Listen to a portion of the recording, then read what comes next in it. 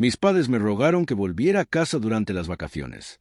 Después de un vuelo de 5 horas, me dejaron cuidando al perro mientras se iban de vacaciones de lujo sin mí. No discutí, solo sonreí. Pero cuando regresaron y vieron esto, empezaron a gritar. Retrocedamos. Fue a principios de diciembre cuando recibí el primer mensaje de texto. Volverás a casa este año, seguido de significaría mucho para tu papá y para mí. Y luego el que me atrapó. Las vacaciones no son lo mismo sin ti. Me quedé mirando ese durante mucho tiempo. Era el tipo de mensaje que había querido recibir durante años. Una frase que había ensayado tantas veces en mi cabeza que cuando apareció en mi bandeja de entrada, ni siquiera la cuestioné. Sonreí. El trabajo había sido brutal. Mi equipo no tenía suficiente personal. Mi horario de sueño se había transformado en una serie de siestas entre reuniones de Zoom. Pero me dije, preguntaron por ti. ¿Te extrañan? Entonces hice lo que rara vez hago. Me tomé un tiempo libre. Me tomó una semana entera de negociación con mi gerente, cambiando los plazos y prometiendo que me comunicaría por si acaso. Pero despejé 5 días completos. Compré un vuelo. Incluso empaqué algunos pequeños obsequios. Pensé que tal vez jugaríamos juegos de mesa, nos burlaríamos de las películas navideñas cursis y, de hecho, hablaríamos. El vuelo fue largo e incómodo. Mi compañero de asiento comió algo que olía a pies bañados en queso caliente, pero a mí no me importó. Estaba lleno del tipo de esperanza estúpida que no muere fácilmente, del tipo que sobrevive a años de ser ignorada y todavía aparece con una reverencia en la cabeza. Salí del Uber con una sonrisa en el rostro y la maleta en la mano. Fue entonces cuando vi la cajuela del auto de mi papá abierta y 3 maletas grandes metidas dentro. Por un segundo pensé que tal vez me iban a sorprender. Quizás íbamos juntos a algún lugar. Quizás esto era parte del plan. Pero entonces mi mamá me vio y me saludó alegremente, como si no estuviera viendo cómo mi fantasía navideña se derretía en tiempo real. «Ahí está», llamó. «Justo a tiempo». Parpadeé. «¿Justo a tiempo para qué?» «El crucero», dijo, como si fuera obvio. No queríamos dejar a Bentley solo. Señaló hacia el perro que me estaba mirando desde detrás de la puerta principal. Pensé que había escuchado mal. «¿Vas a hacer un crucero?» «Solo una escapada rápida», añadió mi papá, cerrando el baúl de golpe. «Hemos tenido un año estresante». Dios me sonrió desde el asiento del pasajero. «Estarás bien aquí. Te encanta la tranquilidad. Esto es perfecto para ti». Lo dijo como si yo fuera una olla arrocera o un robot, algo diseñado específicamente para funcionar en silencio. Me quedé allí con mi maleta todavía en la mano, mientras mi mamá me entregaba una lista doblada titulada Rutina Navideña de Bentley. Incluía cosas como frotarle las orejas en el sentido de las agujas del reloj, no en el sentido contrario, y poner el difusor de lavanda a las 8 de la tarde. No dije una palabra. Simplemente asentí y sonreí como siempre lo hago cuando intento no destrozarme. Me abrazaron brevemente, ya distraídos. Mi mamá me recordó que no dejara que Bentley comiera queso. Mi papá me preguntó si podía recoger una entrega programada para el miércoles. Luego subieron al coche y se marcharon. Nadie preguntó cómo estuvo mi vuelo. Nadie me invitó a ir con ellos. Nadie me preguntó siquiera si había comido. Y así, estaba solo en una casa que pago, con un perro que técnicamente adopté pero con el que no había vivido en años porque mi hermano pequeño lo quería y no podía decir que no. Cerré la puerta. Bentley se acercó y se sentó a mis pies, moviendo la cola con incertidumbre. «Hola, amigo», susurré, arrodillándome para acariciarlo. Olía a mantas viejas y calcetines mojados. Su pelaje era áspero y parecía más delgado de lo que recordaba. Su cuenco de agua estaba vacío. Sus uñas eran demasiado largas y algo dentro de mí se retorció. Le llené de agua. Saqué la comida que habían dejado. Me senté en el sofá y miré las luces navideñas parpadeantes como si fueran a empezar a reorganizarse para disculparse. Pero no pasó nada. La casa permaneció en silencio. El calor hizo clic. Bentley se hizo un ovillo. Estaba tan seguro de que este año sería diferente, que tal vez finalmente estaban listos para verme. No solo como la persona que envía dinero cuando el auto se avería o la remodelación de la cocina se sale del presupuesto, sino como su hija, su hermana. Me equivoqué. Me sentí ridículo por haberlo creído alguna vez. Por siempre pensar que se trabajaba duro, suficiente, o tuvo suficiente éxito, o me hice lo suficientemente útil. Eventualmente me verían como alguien por quien vale la pena quedarse en casa. En cambio, me vieron como una solución conveniente. Cuidado de perros gratuito y seguridad incorporada en la casa. Su propio pequeño robot llega justo a tiempo. Intente sacármelo de encima. Había pasado toda mi vida haciendo eso, poniéndoles excusas, diciéndome a mí mismo que no era personal, que simplemente no era fácil amarme. Quizás se cambiara un poco más. Me froté las sienes y traté de no llorar. El aire olía a canela y cera de vela. Estaba rodeada de adornos que no puse, en una casa que no me agradecieron por pagar. Al cuidar a un perro, dejaron de cuidarlo en el momento en que la novedad pasó. ¿Y la peor parte? Todavía quería que me llamaran. Todavía quería que dieran la vuelta al auto y dijeran: lo sentimos, no nos dimos cuenta. Te amamos. Por favor, ven con nosotros. Pero no lo harían. Nunca lo hicieron. Bentley dejó escapar un suave suspiro en sueños. Lo miré fijamente durante un largo momento, luego caminé hacia la cocina y abrí mi computadora portátil. No sabía lo que estaba buscando. En realidad no. Pero sabía una cosa, no iba a seguir fingiendo que esto era normal, porque no lo era. Y tal vez, solo tal vez, ya no esperaba que alguien más se diera cuenta. Bentley se acurrucó a mi lado en el sofá, presionando su peso contra mi pierna, como si pensara que podría ayudarme a anclarme a algo. Su pelaje estaba enmarañado en parches y olía a zapatos viejos y a tristeza, pero no me importó. Él era el único que no se había ido. Seguí mirando la sala vacía, como si todavía estuviera esperando que alguien apareciera y gritara: ¡sorpresa! En realidad no te abandonamos. Solo estábamos bromeando. Te amamos. Nadie lo hizo. No sé por qué golpeó tan fuerte. Tal vez porque me había convencido de que importaba más de lo que realmente importaba. Que si seguía dando, eventualmente me verían como algo más que la chica que paga por las cosas. Tal vez como alguien a quien querían tener cerca. Siempre pensé que si podía arreglar lo que fuera que me pasaba, me dejarían entrar. Eso es lo que asumí mientras crecía. Que debe haber algo roto en mí, alguna pieza faltante que hacía que la gente se encogiera de hombros en lugar de abrazarme.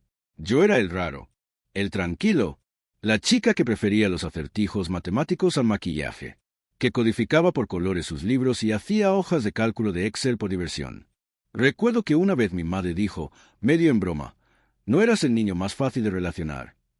Tenía 10 años. Cuando mis hermanos se burlaban de mí, todos decían que era simplemente su forma de mostrar amor. Cuando lloré, me dijeron que era demasiado sensible, así que dejé de llorar. Eso tampoco ayudó. Me acordé de un cumpleaños, creo que tenía 8 años, cuando me hicieron una fiesta. Estaba tan emocionado. Mis hermanos incluso dijeron que habían invitado a los niños vecinos. Me puse mi mejor vestido y saqué pastelitos que hice yo misma. Pero cuando llegué al patio, no había gente. Solo un trozo de papel pegado a la valla, cubierto de números y problemas matemáticos. ¿Tu tipo de fiesta? Yo se había reído. Luego todos huyeron a la verdadera fiesta en la casa de otra persona. Me senté en los escalones del porche durante horas. Incluso resolví las ecuaciones. Pensé que tal vez esa era la clave. Quizás si lo resolviera todos, volverían. No lo hicieron. En la secundaria, pensé que podría integrarme mejor. Intenté reírme en los momentos adecuados. Le pedí prestada ropa a Mandy, aunque no la sentía como mía. Me uní a clubes que no me importaban y practiqué sonreír frente al espejo para que mis expresiones no parecieran raras. La gente todavía me llamaba intenso, distante, algo así como robótico. Mandy me dijo una vez: no eres fea, simplemente no sabes cómo actuar como una chica de verdad. Intenté aprender y, aún así, la gente se olvidó de invitarme a mí. El que recibió mensajes de agradecimiento solo después de que Venmo lo solicitara. El que escuchó una y otra vez: es muy difícil acercarse a ti. Cuando entré en una escuela de la Ivy League, mis padres me dijeron: estamos orgullosos de ti, cariño, pero no dejes que se te suba a la cabeza. No vinieron a la graduación. Dijeron que los billetes de avión eran demasiado caros. Les creí hasta que vi fotos del viaje de cumpleaños de ellos a cabo esa misma semana. Me dije a mí mismo que simplemente se conectaban más con él, que no fue personal, que si pudiera hacer más algo, empezarían a verme. Obtuve mi título. Conseguí el trabajo. Envié dinero. Cuando me lo pedían, lo pagaba. La hipoteca de la casa en la que vivían, incluso ayudé a Mandy durante su divorcio. Pensé que tal vez la generosidad podría sustituir a la cercanía. Tal vez, si les ponía lo suficiente, eventualmente llenaría el vacío. Pero no hay cantidad de donación que pueda hacer que la gente te ame si han decidido no hacerlo. Sentada en ese sofá, con Bentley roncando en mi cadera, finalmente lo sentí. Ni ira, Ni siquiera traición, solo una comprensión lenta y aburrida. Yo era un marcador de posición en sus vidas, un plan financiero en forma humana. Y el hecho de que alguna vez pensé que podría ser más me hizo sentir como la persona más tonta de la tierra. Miré a mi alrededor y vi el desorden que habían dejado. Comida en los mostradores, platos sucios, cajas a media empaquetar.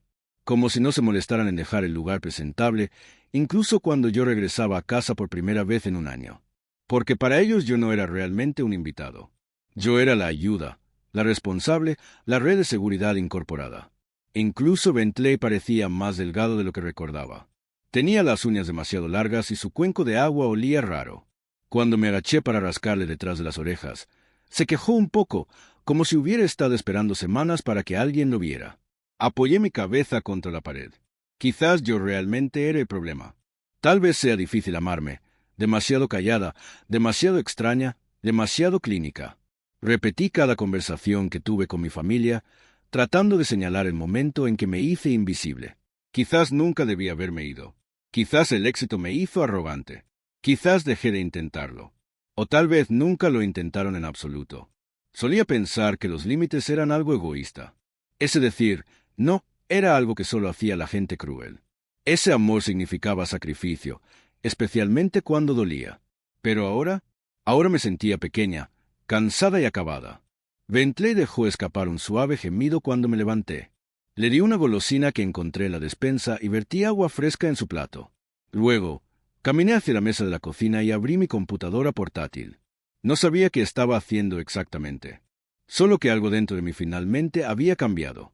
No se rompió, no explotó, solo se movió. Escribí, ¿qué hacer si la familia vive en tu casa sin pagar alquiler? Miré los resultados de la búsqueda durante mucho tiempo. No sabía si realmente iba a seguir adelante con algo.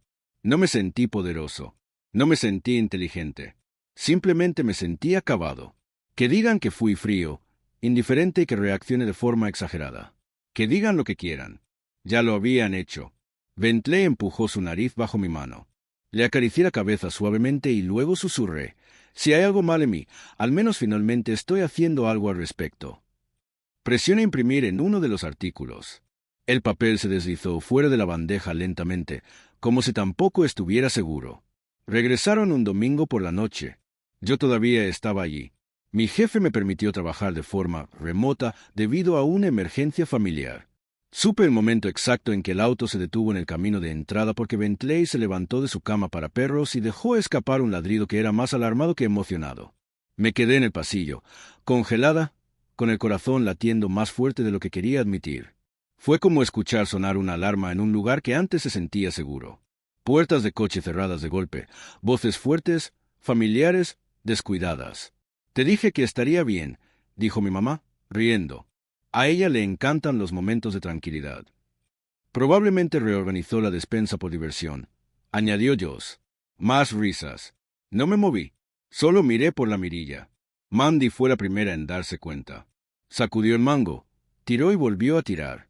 Me imaginé sus cejas fruncidas en confusión, el lento hervor del derecho aumentando. ¿Por qué está cerrada la puerta? Papá probó su llave. Nada. Joss dio un paso al frente y trató de cargarlo con el hombro. Bentley volvió a ladrar, esta vez más fuerte, y lo levanté antes que pudiera alterarse más. Mis brazos temblaron levemente. No exactamente por miedo. Algo más tranquilo. Final. Luego vinieron los golpes. Lucy, abre. Las cerraduras se atascaron. Me senté en el sofá con Bentley y le acaricié suavemente las orejas. Otro golpe, luego más fuerte y luego los puños golpeando. Lucy, ¿qué diablos? ¿Cambiaste las cerraduras? No respondí. Ya lo tenía. 3 días después de que se fueron, cambié las cerraduras. Aunque no por ira, tenía mucha de eso, sino por practicidad. La casa era un desastre. Bentley había sido descuidado. Había señales de daños en varias habitaciones.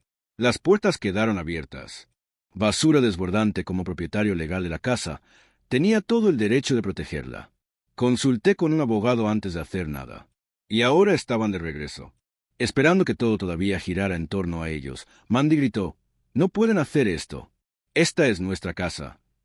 Fue entonces cuando se abrió la compuerta. Lucy, abre esta maldita puerta ahora mismo. Te confiamos el perro en la casa y no puedes dejarnos afuera como si fueras una especie de esto. No es solo tuyo, sí, lo fue, siempre lo había sido. Cuando compré este lugar hace 6 años se suponía que sería temporal. Una alternativa, pagué la hipoteca mientras vivían aquí hasta que se recuperaran y de alguna manera nunca se fueron. De alguna manera la casa se volvió suya en sus mentes y yo me convertí en un propietario benévolo que les debía silencio e ingresos estables. Me puse de pie lentamente, mis manos temblaban, pero no como antes. No era miedo, era adrenalina. Mi cuerpo se puso al día con mi decisión. Caminé hacia la puerta principal, pero no la abrí, solo hablé a través del marco cerrado. Aseguré la propiedad, dije con voz firme. La dejaste en malas condiciones. Bentley fue descuidado, la casa no estaba cerrada con llave. Hablé con un abogado. Silencio. Entonces Mandy chillona e indignada: ¿estás loco? No puedes cambiar la cerradura solo porque te apetezca. No me apetecía, respondí. Soy el dueño legal e hice lo necesario para proteger mi casa.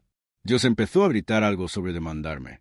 La voz de papá se elevó de una manera que no había escuchado desde que tenía 15 años y se atrevió a sugerir que nos saltáramos la iglesia por mi competencia de matemáticas. Mocoso desagradecido. Después de todo lo que hemos hecho por ti, me reí. No era mi intención. Acabas de salir. Este sonido agudo y sin aliento que me sobresaltó incluso a mí. Todo lo que has hecho por mí, lo repetí. Te refieres a la niñera gratis, al agujero negro financiero. Fue la fiesta de cumpleaños donde me dejaste solo con problemas de matemáticas como una broma. Más gritos. Me alejé. Llamé a mi abogada para avisarle que habían aparecido. Dijo que no abriera la puerta y que les avisara que toda la comunicación debería pasar por su oficina ahora. Entonces Dios dio la vuelta e intentó abrir la ventana de la cocina. Mandy me gritó desde el porche.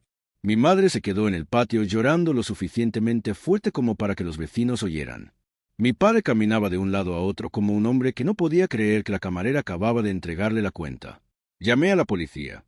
Cuando llegaron los oficiales, yo les entregó la escritura, fotos del estado en que quedó la casa y el informe veterinario del chequeo de Bentley. Los oficiales estaban tranquilos y profesionales. Uno de ellos se volvió hacia mi padre. Señor, ella es dueña de la casa. No hay contrato de arrendamiento. Ella tiene todo el derecho legal de asegurar la propiedad. Simplemente va a dejar que nos haga esto. Mi madre lloró. Ella no ha hecho nada ilegal, dijo el oficial. Por una vez nadie apoyó a mi familia, nadie tergiversó la historia para hacerme la villana. No hubo miradas de lástima ni bromas a mi costa, solo hechos, solo límites. Solo yo siendo lastimada. La policía les aconsejó que se fueran y que dejaran que cualquier disputa pasara por canales legales formales. Mi familia se quedó allí atónita, furiosa y humillada, pero al final se fueron. Observé desde la ventana cómo su coche salía marcha atrás. Del camino de entrada Mandy se giró y me hizo un gesto obsceno desde el asiento del pasajero. Yo gritó algo que no pude oír. Mi madre no miró hacia atrás y por primera vez en toda mi vida no me sentí como la que había quedado atrás. Bentley se subió mi regazo torpemente, su peso me apoyó en el suelo. Creo que vamos a estar bien, susurré. Siempre había pensado que tal vez si me arreglaba me aceptarían, que si me esforzaba lo suficiente, sonreía lo suficiente, daba lo suficiente, me verían, pero no era yo que necesitaba ser arreglado. Tal vez ser la callada no me hizo rota, tal vez me hizo mía. No lloré, pensé que podría, pero no quedaban lágrimas, solo una profunda sensación pulsante de algo más: alivio, poder. Pat ya no estaba enojado, ni siquiera herido, simplemente terminé, y a veces eso es más poderoso que la rabia. Pensé que sería el final, pero la gente como mi familia no pierden silencio, no cuando el derecho ha sido su lenguaje de amor durante décadas. 3 días después de que se fueron empecé a recibir correos electrónicos, primero de mi hermana, luego de mi madre y finalmente de mi padre. El tono cambió de confusión a rabia, manipulación desesperada. Nos has avergonzado, no entendemos por qué estás haciendo esto, está siendo dramática, Lucy, esto no es propio de ti. Y finalmente la cereza del pastel.